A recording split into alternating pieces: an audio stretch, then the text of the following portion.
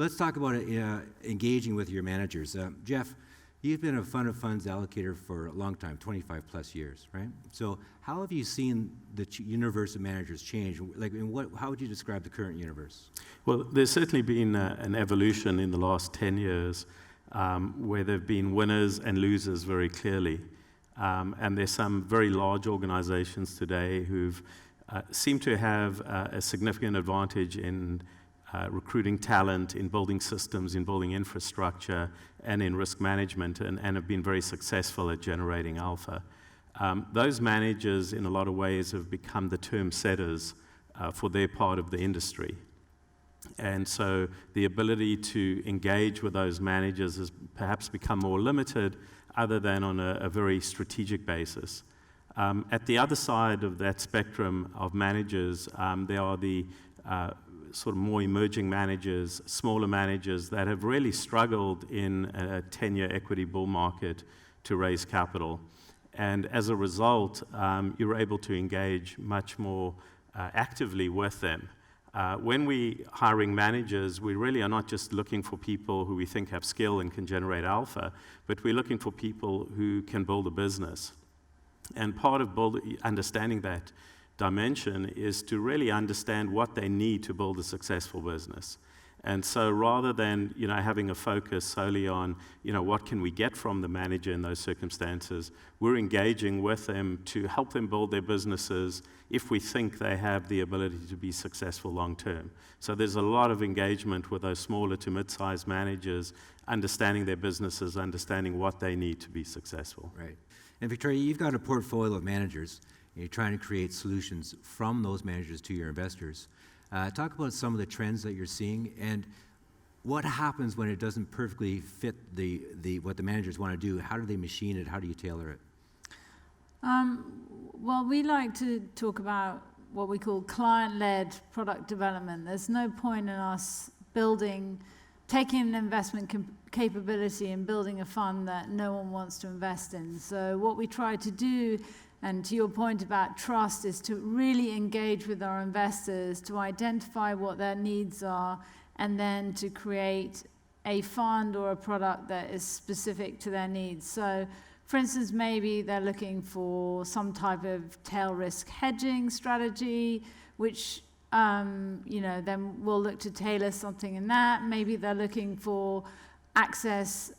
We have not only long only, we have alternatives, we have illiquid, we have real estate. So we have many tools in our box which will allow us to create different solutions for our clients. If they're close, so the investor wants something and it's close to what they offer, can you offer an extension to the product? Or is it kind of a black and white yes, no? As in we can offer you something or we can machine something? No, we will always try to, provided the opportunity size is sufficient and it makes sense, we'll always try to create something that's tailored to the client needs. And I think, in today's world, you really just have to be much more flexible in the way that you approach creating investment products for your clients. Okay, so the professor in his comments talked about the fact that the trust is enhanced when everybody's objectives are aligned, which not too dissimilar to what you guys are doing all day long, is making sure that the alignment of interests are appropriate. In the early days of the hedge fund industry, you pretty much took what the manager was offering you, but now there's a greater awareness of this alignment. And Victoria, you talked about that earlier. The FCA, which is the UK regulator, recently came up with a mandate to implement the managers have to do a statement of values assessment, which is basically a conscious exercise for the manager to identify its value proposition. So I'm curious from yours, how painful, no, not painful is the wrong word. Was that an interesting exercise? And I'm curious whether that internal introspection came to anybody realizing that they have to align differently. Yeah. So I'm very acutely aware of this because I'm responsible for our statement of value for Legg Mason in the UK. I actually see it as a very positive exercise for the industry. I think, the idea is really to demonstrate to your end investor what is the value that you're delivering to that investor. And in this case, it's a different spectrum of clients. This is really much more focused on retail investors. But to be honest, the principles could just as well apply to every other type of investor.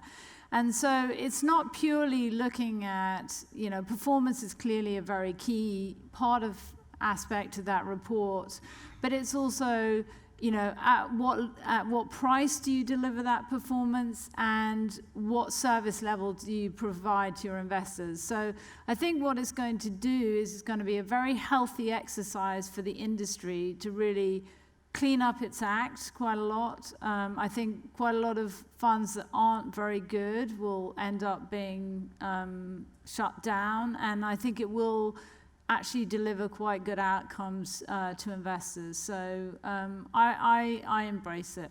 So I want to drill down, though. So once you put it down on paper, that you read it, you say, oh, no, that we should change something.